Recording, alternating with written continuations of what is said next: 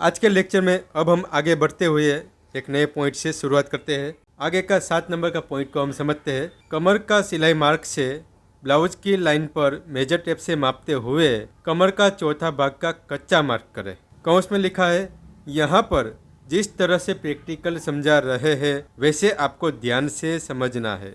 अब इसको हम ड्राफ्टिंग में पहले समझते हैं। कमर का सिलाई मार्क से ब्लाउज लंबाई की लाइन पर, यानी जो हमने पहले 4 नंबर वाली जो कच्चा अस्थाई लंबाई किया है, वहाँ पर इस प्रकार से मेजर टेप को रखते हुए कमर का चौथा भाग का मार्क करना है। अब कमर का चौथा भाग का माप कितना है वो हमें मेजरमेंट चार्ट में देखना है।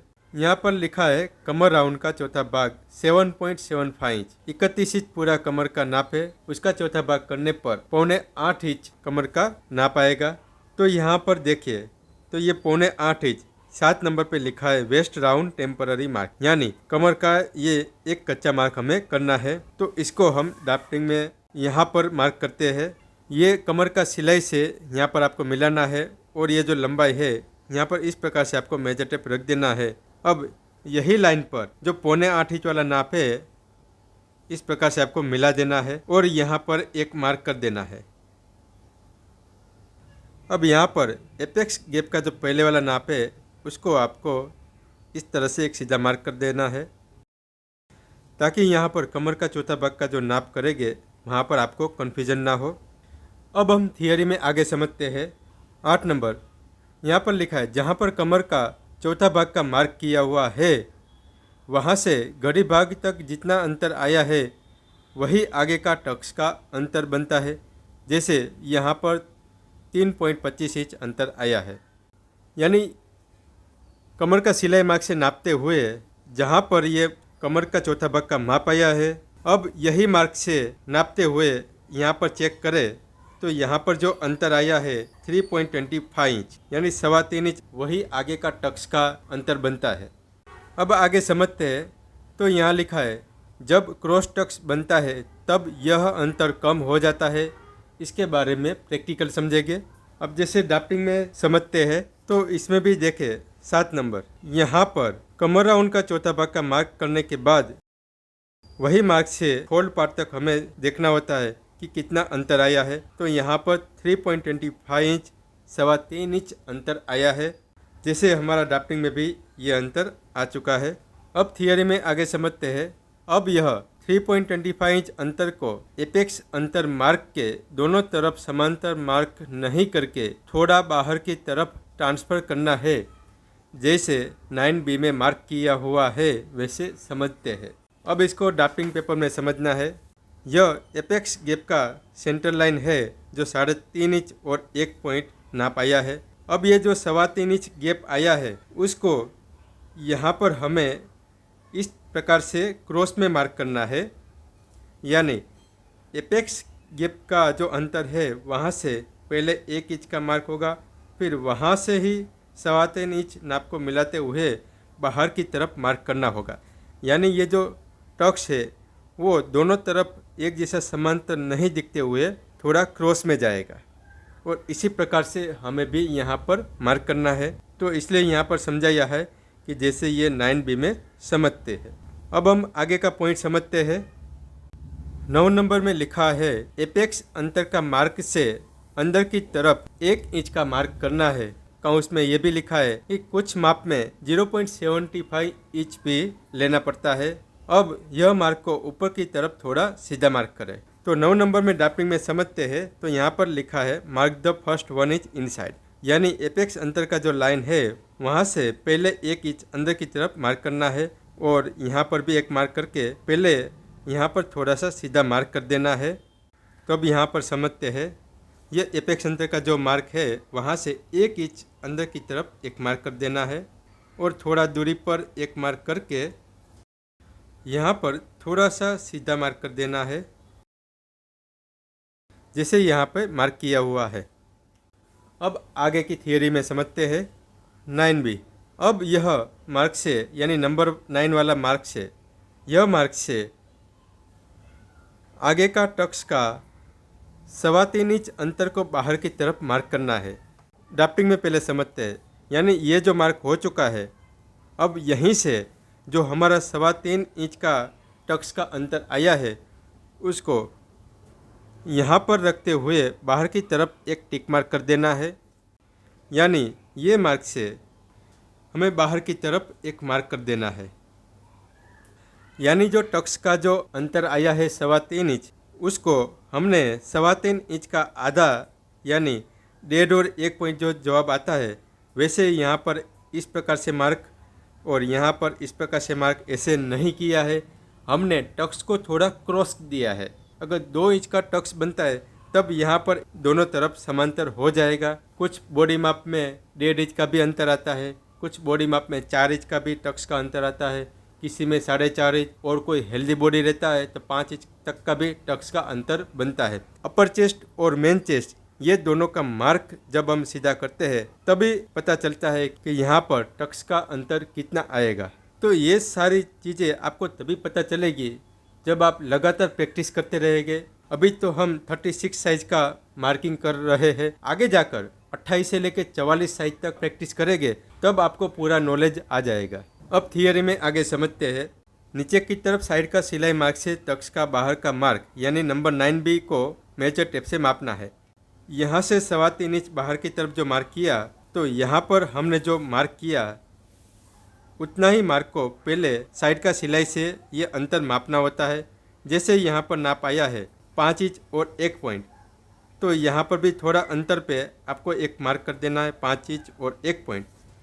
फिर यहाँ दोनों मार्क को मिलाते हुए आपको एक सीधा मार्क कर देना है। तो वैसे ही यहाँ पर लिखा गया है, इस तरह यहाँ पर क्रॉस में सीधा मार्क करना है। तो यहाँ पर क्रॉस में सीधा मार्क हो जाता है। अब इसको हम प्रैक्टिकल समझते हैं। यानी ये जो हमने मार्क किया है ये मार्क यहाँ पर कितना नाप आया है वो समझना है कि यहाँ पर ये मार्क आया है 5 इंच और 1 पॉइंट। तो यहाँ से थोड़ा दूरी पर 5 इंच और 1 पॉइंट एक और भी मार्क कर देना है। अब इस प्रकार से आपको स्केल रख देना है। यहाँ पर नीचे की तरफ सीधा स्केल को मिला देना है। अब यहाँ पर आपको एक सीधा शेप कर देना है। अब आगे का पॉइंट समझते हैं। अगर साइड में क्रॉस टक्स बनता है तो यह मार्क को ऊपर से अंडर बस्ट की लंबाई का मार्क से 0.25 इंच अंदर की तरफ मार्क करना होता है। अगर साइड में हमें क्रॉस डॉट देना हो तो उस टाइम पे ये जो क्रॉस मार्क किया है वहाँ से हमें थोड़ा 0.25 इंच इस तरह से क्रॉस में और मार्क करना पड़ता है। अब आगे लिखा है, कुछ बॉडी माप में अंडर बस्ट राउंड का माप मिलाते वक्त इसमें कम या ज़्यादा भी करना पड़ता है। अगर आपको अंडर बस्ट राउंड से एकदम फिटिंग चाहिए तब यहाँ पर टक्स पॉइंट से अंडर बस्ट लंबाई का मार्क करना होता है। यहाँ पर दोनों तरफ मार्क करने के बाद फिर वही लाइन को आपको नापना होता है आगे के पार्ट में और पीछे के पार्ट में। अंडर बस्ट लंबाई का जो नाप होता है वहाँ पर इसको नापते नापते टोटल अंडर बस्ट राउंड का नाप मिलाना होता है और उसी से पता चलता है कि यहाँ पर ये जो शेप हम दे रहे वो हमें इस तरह से सीधा देना है या और भी हमें यहाँ पे क्रॉस करना है या फिर बाहर की तरफ भी और क्रॉस करने की ज़रूरत है। तो वो सब चीज़ अंडर बस्ट राउंड का नाप मिलाएंगे तब पता चलेगा। अब हम आगे का पॉइंट समझते हैं। नंबर 11, एपेक्स पॉइंट से सीधी लाइन पर अंडर बस्ट लंबाई का मार्क करना है। अगर आपने अंडर बस्ट लंबाई का बॉडी माप नहीं लिया है तो मेथड के अनुसार लिया हुआ माप लेकर मार्क करना है। और कौंस में लिखा है यहाँ पर मेथड के अनुसार 3.29 इंच यानी 3.25 इंच और 1 पॉइंट अंडर बस्ट लंबाई का माप लिया है। तो जैसे बॉडी माप लेने का वीडियो में हमने बताया था, टक्स पॉइंट के बाद अंडर बस्ट लंबाई का मार्क कैसे लेना है और साथ में ये भी समझाया था कि अगर मेथड के अनुसार नाप लेना हो तो किस प्रकार की गिनती करना होता है। तो मेजरमेंट चार्ट में पीछे वाला पेज में इसको समझना है। यहाँ पर लिखा है अंडर बस्ट लंबाई। इसमें बॉडी माप मेन चेस्ट जो 36.5 इंच है उसका 12वां भाग करना है। उसका जो आंसर आता है उसमें 0.25 इंच प्लस करना है। 36.50 डिवाइड 12, तो 12 भाग करने पर जो जवाब आएगा 3.04। अब इसमें हमें 0.25 प्लस करना है तो इसका जो जवाब आएगा 3.29 इंच। मेजर टेप की भाषा में 3.25 इंच और 1 पॉइंट नाप हमें लेना है। तो अब थियरी में समझते हैं कि एपेक्स पॉइंट से सीधी लाइन यानी नंबर 10 की क्रॉस लाइन पर अंडर बस्ट लंबाई का मार्क करना है। यानी ये एपेक्स पॉइंट से 3.29 यानी 3.25 इंच और 1 पॉइंट का जो जवाब आया है, जो अंडर बस्ट लंबाई का माप है, वो यहाँ पर मार्क कर देना है। अब आगे का पॉइंट समझते हैं।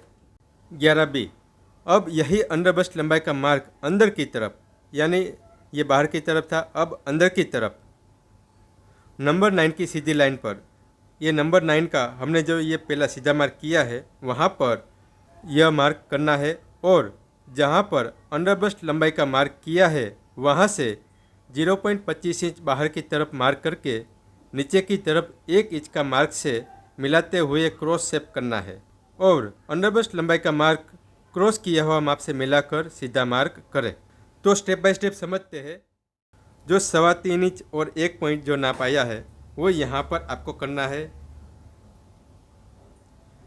और यहाँ से ये बताया गया है कि जहाँ पर अंडर बस्ट लंबाई का मार्क किया है वहाँ से, अब ये जो मार्क किया है वहाँ से 0.25 इंच बाहर की तरफ एक मार्क कर देना है। जैसे यहाँ पर मार्क किया हुआ है, पहले सीधा मार्क है, फिर बाद में बाहर की तरफ एक मार्क कर दिया है। अब आगे समझते हैं। तो वहाँ से 0.25 इंच बाहर की तरफ मार्क करके नीचे की तरफ 1 इंच का मार्क से मिलाते हुए क्रॉस शेप करना है। यानी ये जो हमने मार्क किया है 3.25 इंच और 1 पॉइंट हमें इस प्रकार से मिलाना है। थोड़ा यहाँ पर आपको मेजर टेप को इस प्रकार से गोल में घुमाना है।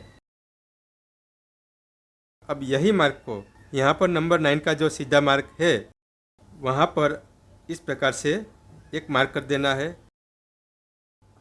अब आगे का पॉइंट समझते हैं। एपेक्स पॉइंट से नीचे की तरफ 0.25 इंच का मार्क करें।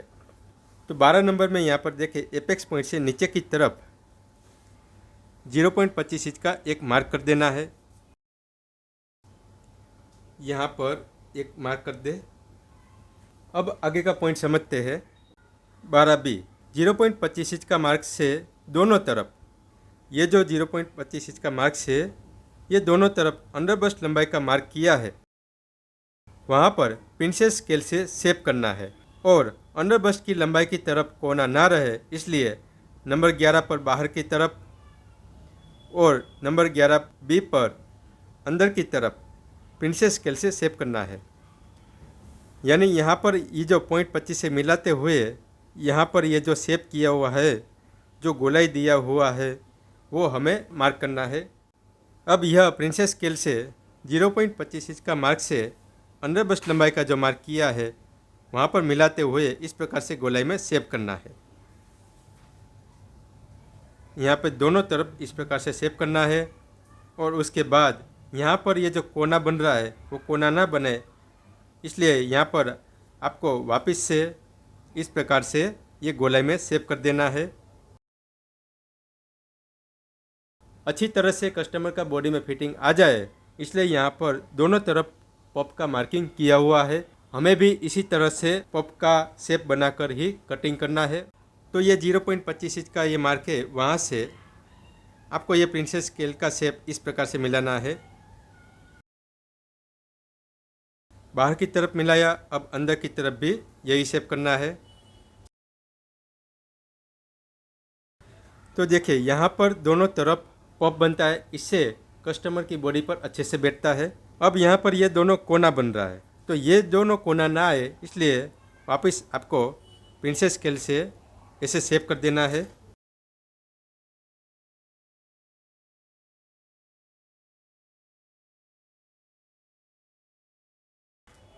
तो देखिए जिस प्रकार से ड्राफ्टिंग में समझाया है 12 नंबर पे प्रिंसेस स्केल शेप, वैसे ही यहाँ पर हमने हर जगह प्रिंसेस स्केल से शेप कर दिया है। जैसे मैंने समझाया था कि बैक पार्ट का जो कटिंग है वही 80% होता है। फ्रंट पार्ट का हम जो मार्किंग करेंगे वो बहुत आसान है। 50% तक का फ्रंट पार्ट का मार्किंग बैक पार्ट में ही आ गया था। अब हम आगे का पॉइंट नेक्स्ट लेक्चर में समझेंगे। तब तक के लिए यहाँ पर आपको जितना समझाया है उसका आपको भरपूर प्रैक्टिस करना है। आप जितना ज़्यादा प्रैक्टिस करते रहेंगे उतना ही आपको समझ में आता रहेगा। तो मिलते हैं हम नेक्स्ट लेक्चर में। धन्यवाद।